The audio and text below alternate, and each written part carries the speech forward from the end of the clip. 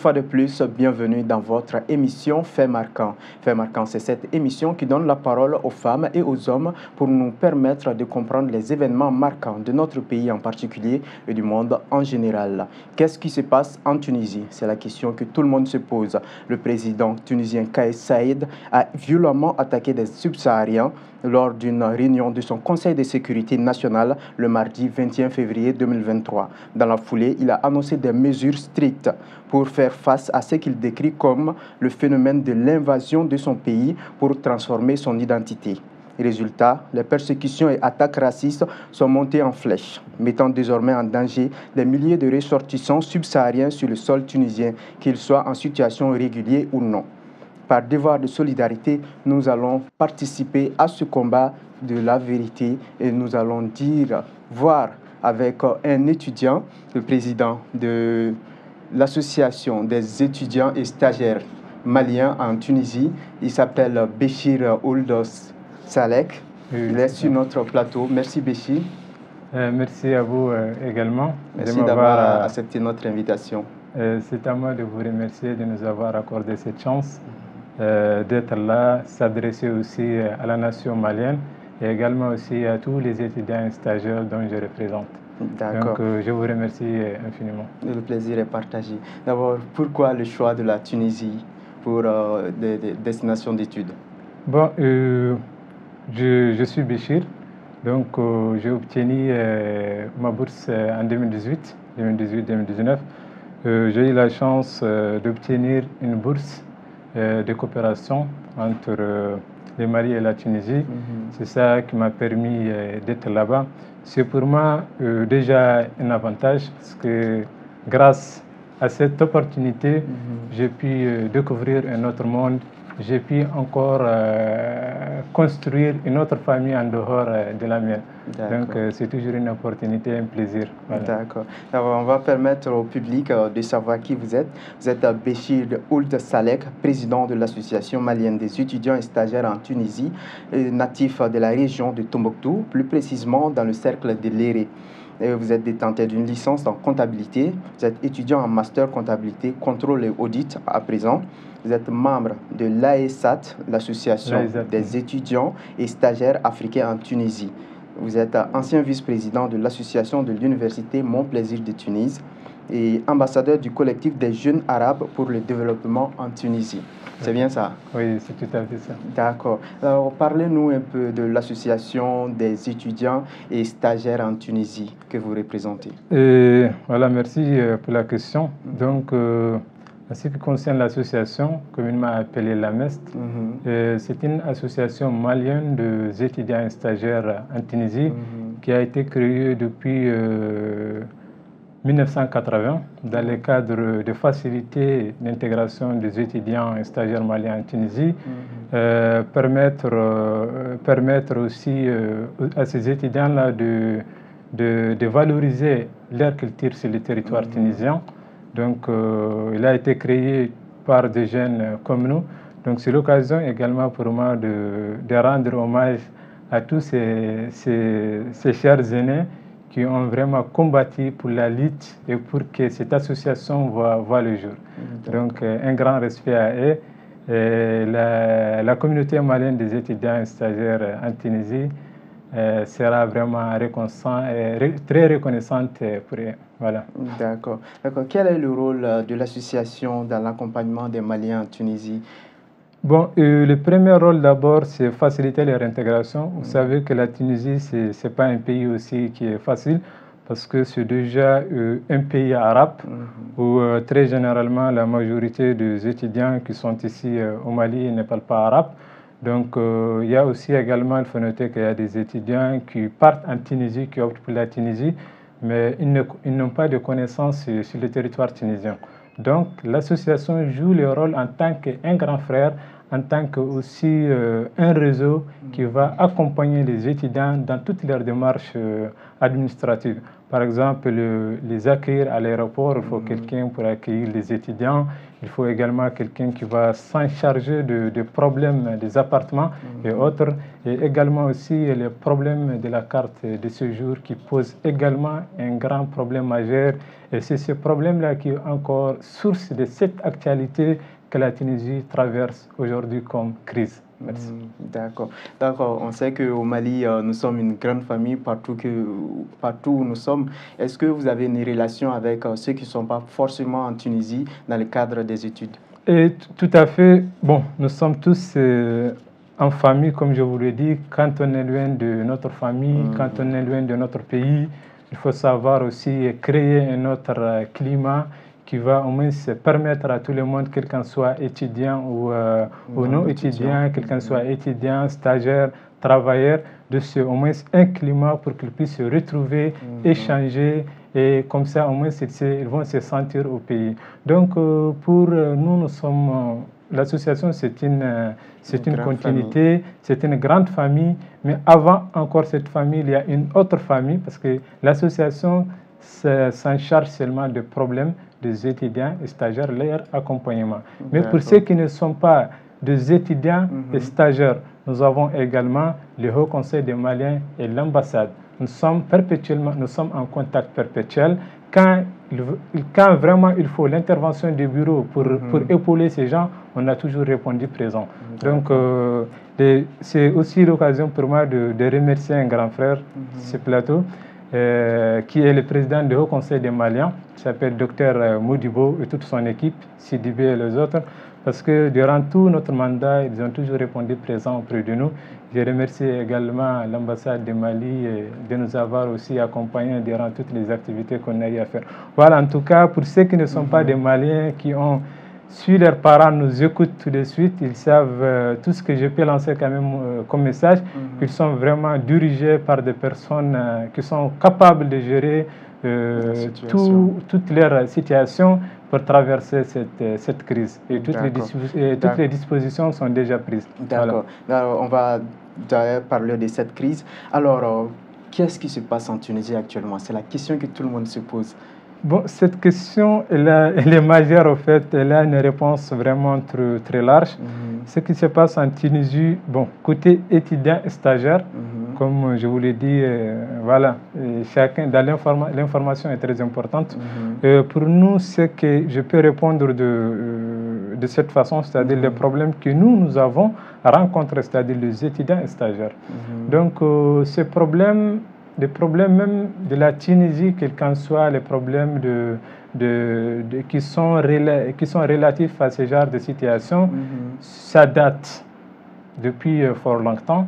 Puis même, on peut dire 5 ans, 4 ans, la Tunisie, ce n'est plus comme les mêmes pays. Bien sûr que c'est toujours un pays d'accueil, mais les problèmes que les étudiants rencontrent sont multiples, année en année. Mais maintenant, maintenant, la situation dans laquelle nous traversons en Tunisie, c'est que c'est un problème vraiment qui est dû à la situation de la carte de séjour. Parce qu'il y a des étudiants qui viennent en Tunisie, mais malheureusement, avec les problèmes, c'est-à-dire de logement, avec les problèmes aussi administratifs, les problèmes avec certaines universités, avec également les cachets, parce qu'en Tunisie, ils ont un système. Cette année, ils ont exigé un système qui n'était pas inclus dans leur programme. Cette année, ils disent, par exemple, si l'étudiant s'inscrit, il doit directement passer au niveau des ministères de l'enseignement supérieur pour cacheter ces dossiers d'inscription. Et une fois que le dossier de l'inscription est cacheté, en ce moment, l'étudiant il peut entamer la démarche de la carte de séjour. Donc, c'est déjà une stratégie qui a entravé un peu les cas des étudiants, c'est-à-dire les cas de l'obtention de la carte de séjour. Et c'est grâce à ce problème-là, suite à ce problème-là de la carte de séjour, que beaucoup des étudiants, il y a eu même des arrestations, il y a eu même des menaces, il y a eu tellement de problèmes qui nous ont poussés jusqu'à vraiment au volume de ce que nous traversons aujourd'hui. Donc, si je comprends bien, cette situation a fait qu'il y a beaucoup d'étudiants qui aujourd'hui sont sans papier.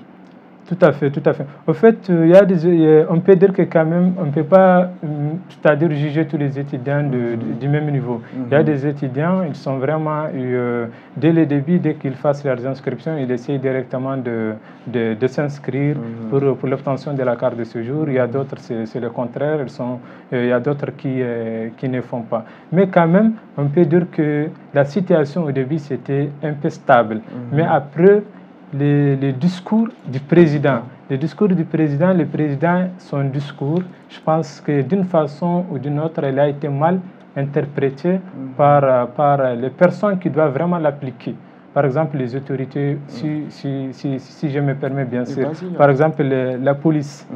La police tunisienne a mal interprété, j'ai bien dit, a mal interprété, c'est-à-dire ce qui a été, ce qui a été dit par le président. Parce que le président, si vous lisez bien son discours pour résumer, je pense que dans ses propos, il vise les personnes qui ne sont pas en situation irrégulière. Et ces gens-là, ils ne sont pas des étudiants. Normalement, cette phrase doit vraiment être,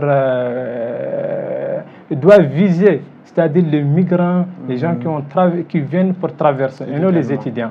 Arrivé à un moment, nous-mêmes, en tant que responsables des associations, nous avons senti que ce problème s'est devenu encore un problème général. Ça touche plus ceux qui sont en situation, soi-disant qui sont en situation irrégulière, par exemple les migrants, mais ça touche également les étudiants.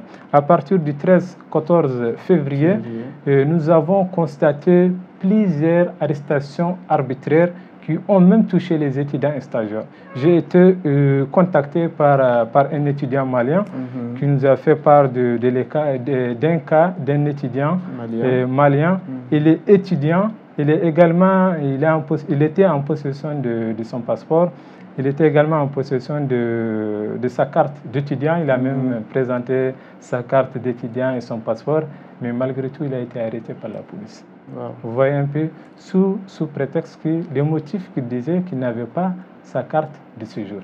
Mais quand on montre directement la carte d'étudiant, ça montre déjà, ça nous donne, c'est-à-dire quelque chose sur le statut de la personne.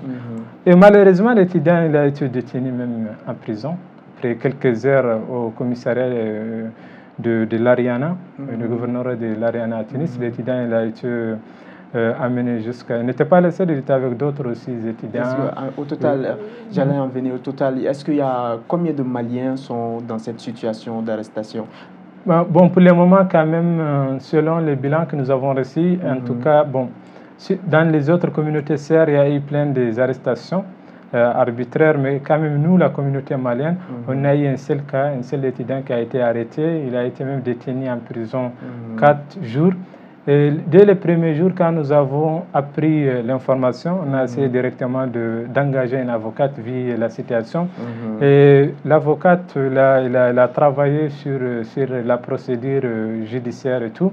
Et on a pu le libérer 3 à 4 jours. Et il a été encore libéré avec les autres étudiants, il n'était pas le seul, avec les autres étudiants de différentes communautés. Voilà. Après ça, on n'a pas réussi quand même, il n'y a pas eu des arrestations dans notre communauté, mais il y a eu des menaces, il y a eu des agressions. On a subi également des agressions. Il y a eu à peu près 3 étudiants qui ont été agressés. Il y a même un membre du bureau.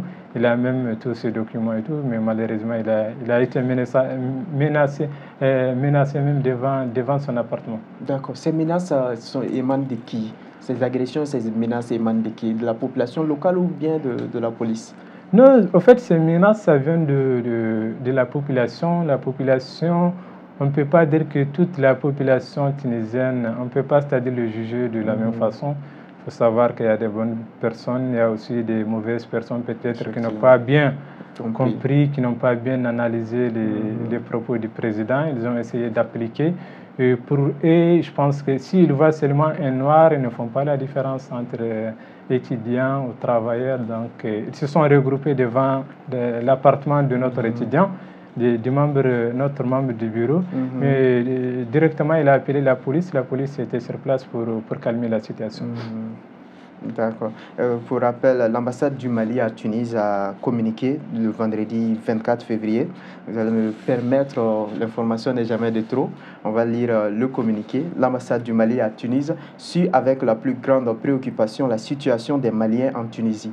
En ce moment très inquiétant, l'ambassade, au nom des plus hautes autorités du pays, exprime la solidarité à l'égard des Maliens vivant en Tunisie et les invite au calme et à la vigilance dans le strict respect des règlements du pays hôte. L'ambassade rassure les Maliens de Tunisie de la grande attention des plus hautes autorités du Mali et leur demande pour ceux qui le souhaitent et s'inscrit pour un retour volontaire.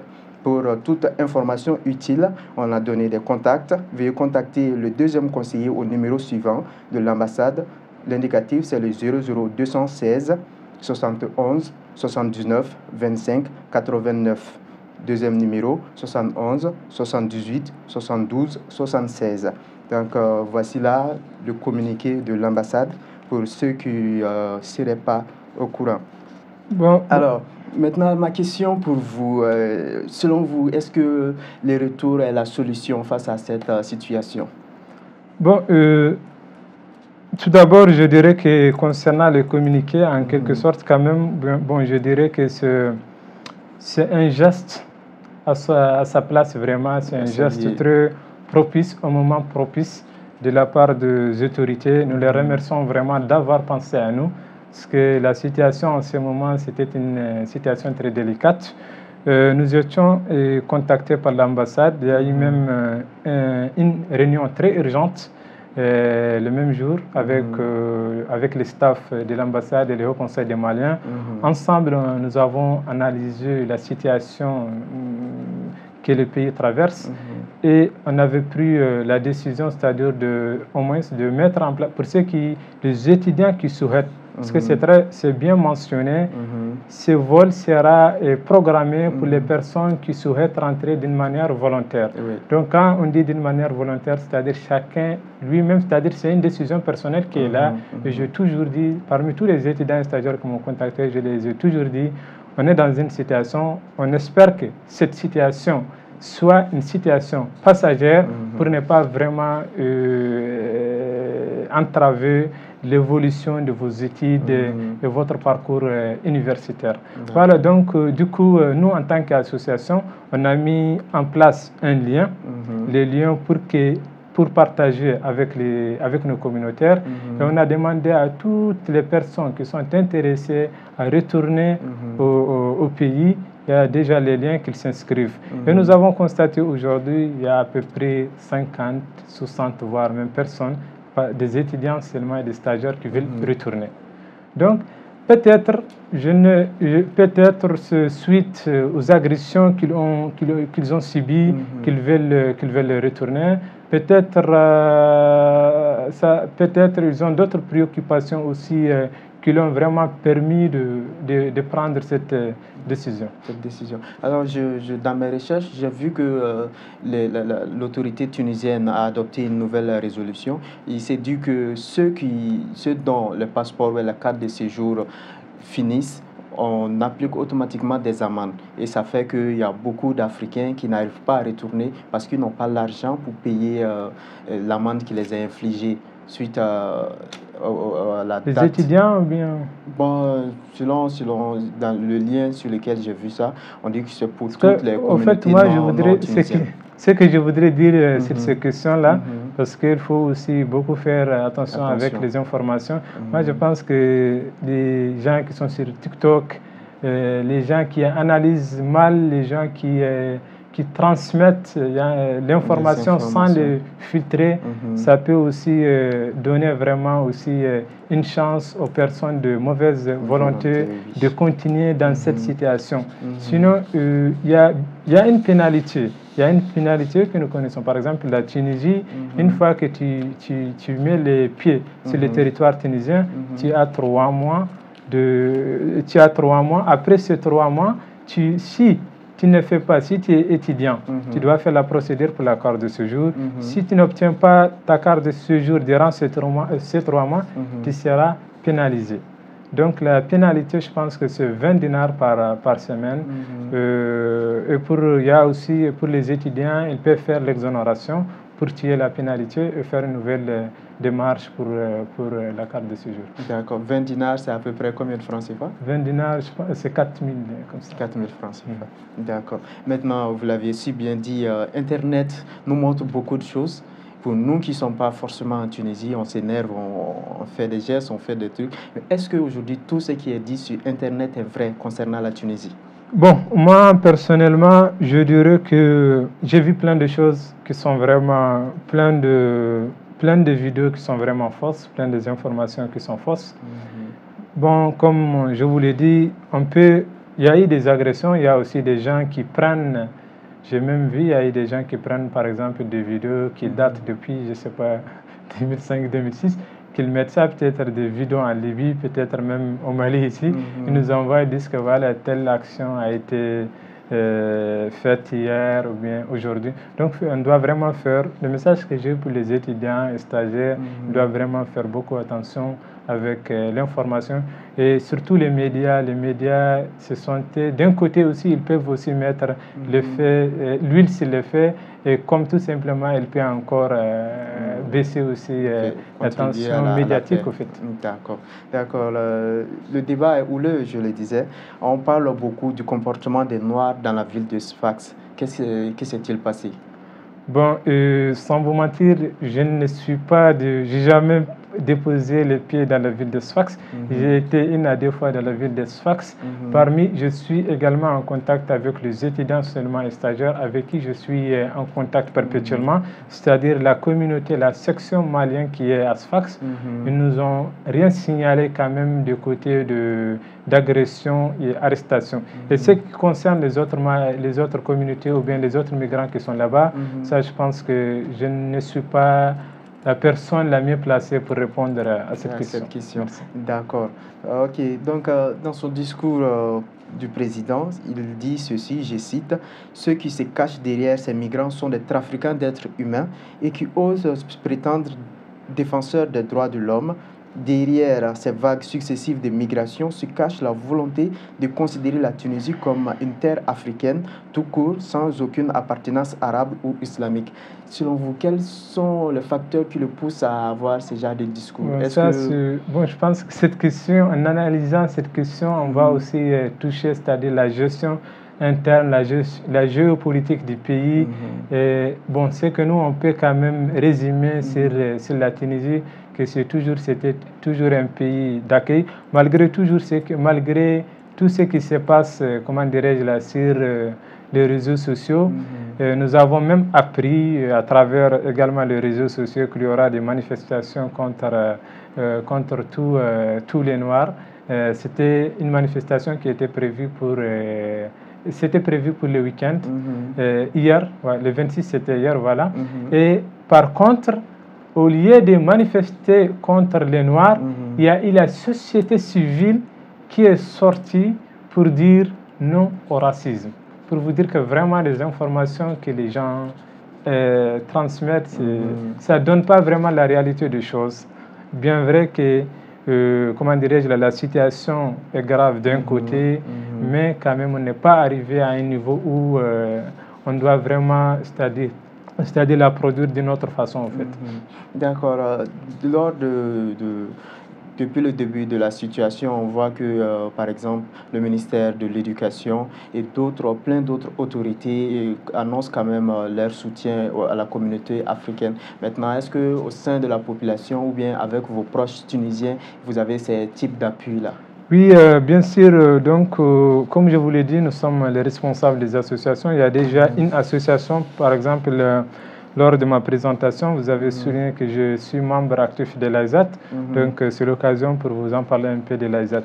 L'AISAT, il y a aussi une association qui a été créée, je pense, dans les années 1991-1992, qui est la mère, c'est une association de droit tunisien, qui est la mère encore de toutes les associations estudiantines en Tunisie. Donc, avec l'AISAT, et les responsables des différentes communautés, c'est-à-dire des différentes communautés Mali, Cameroun, ainsi de suite, Niger, on a essayé de voir une audience avec les responsables de toutes les universités. Parce que vous voyez, après cette audience, on a encore demandé une audience avec le ministre de l'Enseignement supérieur et nous les remercions également de nous avoir accepté, de nous avoir écoutés. Donc les discussions étaient vraiment très fructueuses. D'une part, c'était vraiment fructueux pour les étudiants. Et aussi, lors de l'audience, on a essayé vraiment de lui faire un compte rendu, c'est-à-dire un résumé sur tout ce qui se passe du début jusqu'à la fin de cette crise. Et même, on a suspendu même le cours avec aussi la bonne communication qu'on a eue avec les universités. On a suspendu le cours et jusqu'à présent, le cours est suspendu jusqu'à nouvel ordre. Donc, je pense que ça nous a beaucoup aidé de la part de l'appui que nous avons reçu de la part du ministère de l'Enseignement supérieur. Et lors de cette rencontre, nous sommes en sortis avec un compte rendu que nous avons adressé directement au ministère de l'Intérieur pour la sécurité de tous les étudiants et stagiaires africains en Tunisie. D'accord, vous venez de le dire. Il y a un communiqué qui est passé hier, un communiqué de l'Association des étudiants et stagiaires africains, voilà, qui parle de l'arrestation de 4 personnes le dimanche, plus une personne le samedi. Donc, maintenant, la question est que comment est-ce que ces étudiants doivent se comporter désormais, puisque même dans les taxis ou même devant les établissements, ils sont arrêtés. En tant que président, quel type de message vous les dites? Merci. Donc, vous suivez très bien les informations. Oui, le communiqué a été fait hier sur notre page. Nous avons, malgré les calmes, malgré que nous avons même suspendu le cours pour un moment jusqu'à un nouvel ordre. Hier, nous avons une AG, c'est-à-dire une assemblée, un groupe, une plateforme d'une AG, sous forme d'une assemblée générale qui regroupe les présidents de toutes les communautés.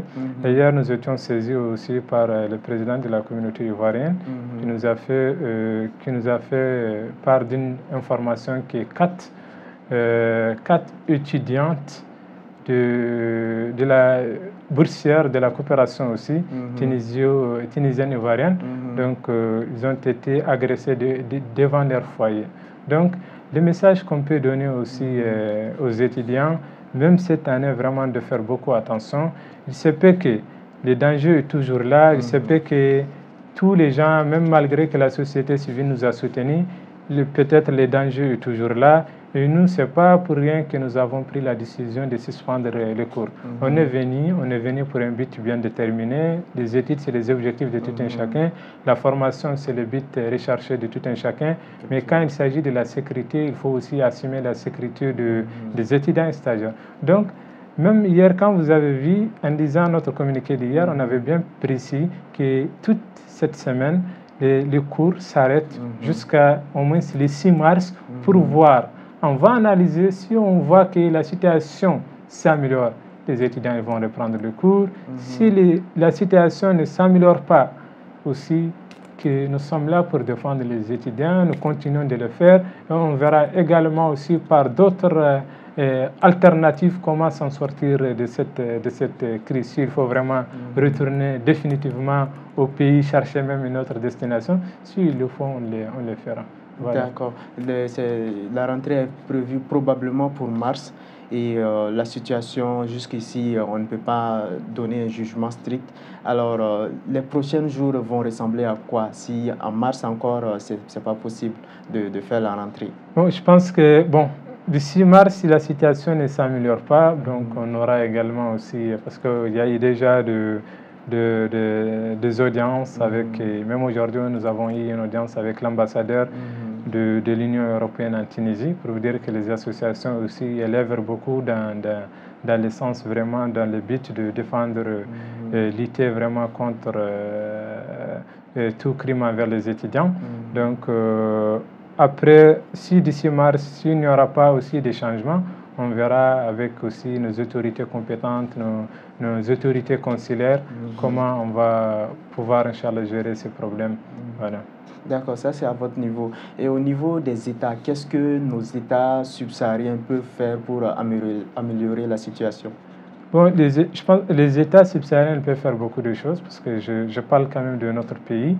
Déjà, ce que les autorités maliennes ont fait envers nous, c'est déjà un pas vraiment, un grand pas. Parce que le fait que vraiment qu'ils programment un vol déjà pour les personnes qui veulent retourner, ça c'est déjà une grande pensée qui nous a été vraiment destinée. Et aussi, il faut savoir qu'il y a toujours un contact aussi avec nous et les autorités qui sont là malgré la distance, malgré la difficile situation que nous traversons. Il y a même la direction générale de l'enseignement supérieur qui nous contacte et demande les nouvelles des étudiants. Et en gros, les autorités subsahariennes peuvent faire beaucoup de choses. Dans le cadre aussi de la coopération, on doit vraiment toucher le ministère des Affaires étrangères de la Tunisie et clarifier vraiment les choses pour l'amélioration des conditions des étudiants et stagiaires africains en Tunisie. Parce qu'il faut noter que ces étudiants, ils ne sont pas venus pour travailler d'une manière illégale. Non, nous sommes rentrés par les grandes portes. Nous sommes rentrés avec nos passeports. Nous sommes rentrés pour étudier, pour améliorer la formation. Et si on fait face à ce genre de problèmes, je pense qu'on pourra même pas, ça va vraiment toucher la qualité de notre formation. Donc, même du côté des boursiers de coopération, parce qu'il y a aussi des boursiers, même lors de la coopération, c'est déjà une coopération entre la Tunisie et ces pays. Donc, lors de la coopération, on doit vraiment exiger la sécurité des étudiants et stagiaires sur le territoire tunisien. Et les autorités aussi tunisiennes, elles doivent vraiment assumer la responsabilité de cette coopération sur leur territoire. D'accord. Aujourd'hui, on parle beaucoup aussi du comportement des Africains. D'aucuns disent que c'est seulement les sans-papiers, d'autres disent non, les Africains, dans leur généralité, ont souvent des soucis, souvent des comportements déviants. Est-ce que vous avez déjà été témoin? Est-ce que d'autres étudiants tunisiens, par exemple, vous ont déjà contacté, parlé avec vos frères, et il y a Issa, il y a Issa? Est-ce que le cas s'est déjà produit? Comme je vous l'ai dit, dans notre climat, quand même, chacun a un climat d'appartenance. Quand tu es étudiant, sûrement, tu vas fréquenter les étudiants seulement. Quand même, l'image que je vis, l'image que j'ai interprétée envers eux, je n'ai pas vu vraiment de choses aussi qui sont dangereuses que ça. Donc, je lis beaucoup de choses qui disent que c'est la présence de ces migrants même qui a comment dirais-je là, qui a mis vraiment ces faits, qui a allumé vraiment ces faits. Mais de notre côté, quand même, je ne peux pas vraiment l'analyser de cette façon. Je pense que ces gens aussi, je le vois, j'ai vu beaucoup qui travaillent dur pour gagner vraiment avec leur propre labeur, pour gagner quelque chose pour subvenir à leurs besoins. Je pense que quelle qu'en soit quand même la situation, ce sont des êtres humains comme nous, donc ils doivent être protégés durant leur séjour, quel qu'en soit un séjour passager ou un séjour définitif. Ils doivent vraiment être respectés, ils ont un droit, donc, et le droit de l'homme vraiment n'exige pas vraiment ce genre de comportement envers des êtres humains. D'accord. Donc, aujourd'hui, si vous aviez une proposition à faire pour la restauration du climat de confiance entre le peuple tunisien et ses ressortissants subsahariens, parce que vous avez dit tous ne sont pas, nous sommes conscients que tous ne sont pas racistes, mais quand même, parmi cette population, il y a ceux-là qui n'aiment pas réellement les subsahariens. Pour vous, quelle est la démarche à suivre pour que ce climat de confiance revienne? Je pense que la meilleure des démarches, la plus bonne démarche, quand même, c'est de permettre vraiment, c'est d'arrêter tout d'abord ces arrestations, ces agressions et de sensibiliser aussi la population. Bon, ça, je pense qu'on doit vraiment beaucoup communiquer sur ce point parce qu'il va falloir, chacun joue un rôle dans ce cadre de sensibilisation. Nous, en tant qu'étrangers sur le territoire tunisien, en tant qu'étudiants, on doit vraiment sensibiliser nos frères d'éviter tout comportement qui peut vraiment donner une mauvaise image sur le continent en général. Parce que vous voyez, les Tunisiens aussi, de leur côté, doivent vraiment sensibiliser. Il faut que le message passe. Il faut que le message peut être communiqué en français. Il y a des gens qui ne lisent pas. Il y a des gens qui sont illettrés, ne lisent pas la langue française. Il y a des gens qui ne lisent pas arabe. Mais il faut que quand on commence par une sensibilisation interne et externe, je pense qu'on va s'en sortir avec une stabilité du pays pour tout le monde, où chacun va se sentir considéré, chacun va se sentir respecté également. D'accord. On voit que dans certaines localités, ceux qui vont pour les études ont cette tendance de se mettre à l'écart. Est-ce que vous, à votre niveau, vous créez des conditions pour avoir des activités avec les populations sur place? Oui, nous, en tant qu'association, nous avons mis en place beaucoup d'activités qui permettent de maintenir aussi et renforcer les tissus sociaux entre nous et également aussi entre nous et les peuples tunisiens. Par exemple, même le 12 février passé, on a mis en place une activité culturelle dans le cadre de valoriser la culture malienne. Il y a eu plein de Tunisiens qui ont pris part à cette activité. Et en même temps aussi, on faisait beaucoup des activités en classe également, à la fac. On échange, il y a toujours une culture commune aussi malgré tout, on reste des Africains, nous sommes tous des Africains, ce n'est pas la couleur qui nous diffère. Tout à fait, tout à fait. Donc, on a parlé durant longtemps de l'aspect politique, ce que les autorités peuvent faire. Maintenant, ceux dont les enfants sont en Tunisie, ces familles qui sont là, qu'est-ce qu'ils peuvent faire pour ces enfants-là? Bon, je pense que la famille la famille peut faire beaucoup de choses. Surtout la famille doit sensibiliser aussi leurs enfants à se mettre à jour, c'est-à-dire être en situation régulière, et également aussi d'éviter vraiment certains endroits, certains regroupements durant cette situation. Et je pense que aussi, je sais, si l'étudiant part à l'étranger, l'étudiant même doit être en mesure vraiment de prendre certaines responsabilités. C'est déjà, au fait, l'étranger, c'est déjà une formation qui va former du mieux possible l'étudiant. Et si l'étudiant vraiment il voit ce qui se passe, il va vraiment, je pense qu'il va prendre vraiment toutes les précautions pour éviter tout danger. Voilà, la famille, ça reste toujours une famille. Malgré tout, là où tu es, la famille, vraiment, il faut écouter la famille. Et grâce à la famille aussi, là où on est, c'est grâce à eux.